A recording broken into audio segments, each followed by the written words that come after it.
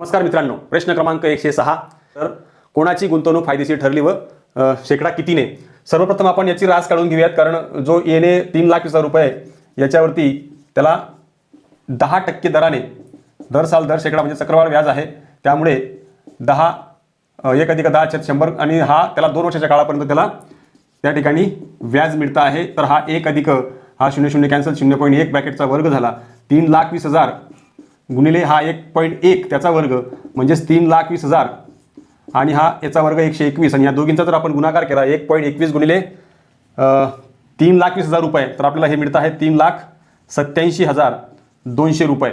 हे एकूण त्याला व्याज मिळाल्यानंतरच जी अमाऊंट आहे ती आपल्याला मिळालेली आहे. त्यानंतर या दुसऱ्या बीने जी आहे ती बी जो आहे तो म्युच्युअल फंडमध्ये पैसे इन्व्हेस्ट करतो, त्यात त्याला 3,04,800 रुपये मिळतात. त्याने गुंतवलेले होते 2,40,000 रुपये आणि ते वजाबाकी केल्यानंतर आपल्याला जे मिळतं आहे तर ती अमाऊंट आहे ती आपण याच्यातनं वजा करायची आहे 2,40,000 रुपये.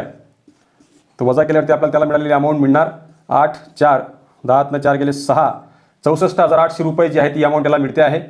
आणि याला 3,87,200 मधून त्याने जी अमाऊंट इन्व्हेस्ट केलेली होती ती अमाऊंट जर आपण वजा केली तर आपल्याला ही अमाऊंट मिळते आहे 002 7 8 2 गेले 6 64,200. ह्या दोन अमाऊंट आहेत. ही एला मिळालेली अमाऊंट आहे, ही बीला मिळालेली अमाऊंट आहे. परंतु दोघींनी इन्व्हेस्ट केलेली अमाऊंट वेगवेगळी असल्या कारणामुळे ए जो आहे त्याची आपल्याला पर्सेंटेज काढायला लागणार. त्याला भागिले त्याने जी इन्व्हेस्ट केलेली अमाऊंट होती 3,20,000 रुपये गुणिले 100 केल्यावरती आपल्याला त्याचे पर्सेंटेज ऑफ अमाऊंट मिळणार. मग ती अमाऊंट कशी मिळेल आपल्याला 0,0,0,0 कॅन्सल 0,0 कॅन्सल 32 ने भाग दिला 32 1 32 32 दुने 64 आणि इथे उरले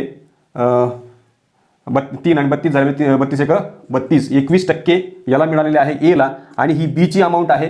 तर बीची अमाऊंटची पर्सेंटेजमध्ये काढण्याकरता आपल्याला त्याचे 64,800 भागिले त्याने जी इन्व्हेस्ट केलेली अमाऊंट होती 2,40,000 रुपये हे गुणिले 100 केल्यावर आपल्याला त्याचे पर्सेंटेज मिळणार 0,0,0 कॅन्सल 0,0,0 कॅन्सल 24चा भाग दिला तर 24 24 दुने 48 आणि इथे उरलेले आहेत 8 आणि ते 18 18 आणि 188 झाले 24 7 188 म्हणजे इथे 27% आणि ही 21% अमाऊंट मिळते. आणि दोघांची जर वजाबाकी केली तर 27 मधून 21 गेले बरोबर 6% जी अमाऊंट आहे ती मिळते आहे. म्हणजे आपल्याला बीची अमाऊंट जी आहे ती त्याला जास्त फायदा होतो आहे तुलनेने ए पेक्षा. म्हणून बी जो आहे तो फायदेशीर आहे आणि शिवाय त्याला 6%चा फायदा होतो आहे. आणि हा आपला पर्याय क्रमांक 2 आहे जो आपला अचूक पर्याय आहे.